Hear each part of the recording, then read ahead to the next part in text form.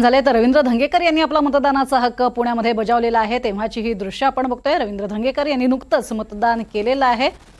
पुण्यामधनं अतिशय प्रतिष्ठेची लढत आहे, तिरंगी लढत पुण्यामध्ये आपल्याला पाहायला मिळते। रवींद्र धंगेकर हे काँग्रेसचे उमेदवार, खरं तर आत्ताचे विद्यमान ते आमदार आहेत आणि नुकतेच त्यांनी ही जागा पटकावलेली आहे आणि त्याबरोबरीने आता खासदारकीसाठी सुद्धा त्यांना उमेदवारी मिळालेली आहे। त्यामुळे रवींद्र धंगेकर आणि इकडे आपण बघतोय नगरमध्ये सुद्धा, तर हैदराबादमध्ये ही थेट दृश्य आता समोर येत आहेत। असदुद्दीन ओवैसी हे आपला मतदानाचा हक्क बजावण्यासाठी म्हणून इथे पोहोचलेले आहेत।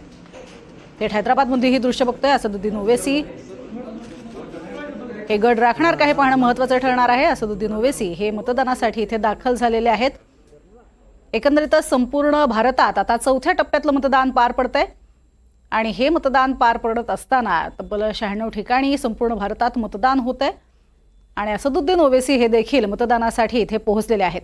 प्रचंड जोरदार असे आरोप प्रत्यारोप हे सुद्धा रंगलेले आपण पाहिलेले होते। माधवीलता या त्यांच्या विरोधातल्या उमेदवार आणि त्यामुळे माधवीलता विरुद्ध असदुद्दीन ओवैसी अशी ही लढत आहे आणि या लढतीमध्ये नेमकं कोण बाजी मारणार हे पाहणंही महत्त्वाचं ठरणार आहे।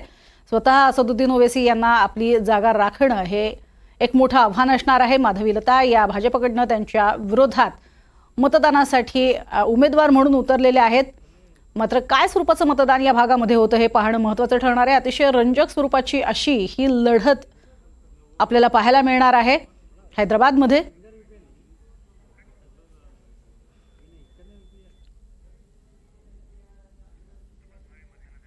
आणि सुबोध भावे सुद्धा पुण्यामध्ये मतदानासाठी बाहेर पडलेला आपल्याला पाहायला मिळतोय। एक सजग नागरिक, सुजाण नागरिक म्हणून अनेक कलाकार हे मतदानासाठी अगदी आवर्जून बाहेर पडतात।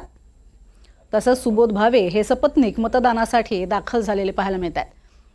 पुण्यामध्ये दरवर्षी न चुकता मतदानाचा आपला हक्क सुबोध भावे पार पाडत असतात आणि सर्वसामान्य नागरिकांनी जास्तीत जास्त मतदान करावं, मतदानासाठी बाहेर पडावं असंही आवाहन त्यांच्या वतीनं केलं जातं। आणि सध्या आपण बघतोय सुबोध भावे हे सपत्नीक मतदानासाठी दाखल झालेले आहेत। तेव्हाची पुण्यातली ही दृश्य आहेत। पुण्यातली तिरंगी लढत आहे आणि त्यामुळेच या लढतीकडे सगळ्यांचं लक्ष आहे। एकीकडे धंगेकरांनी सुद्धा मतदानाचा आपला अधिकार बजावलेला आहे।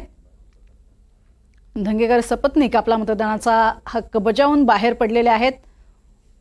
पुणेकरांनीही मोठ्या संख्येनं बाहेर पडावं, मतदानाचा आपला हक्क बजावा असंही त्यांचं म्हणणं आहे।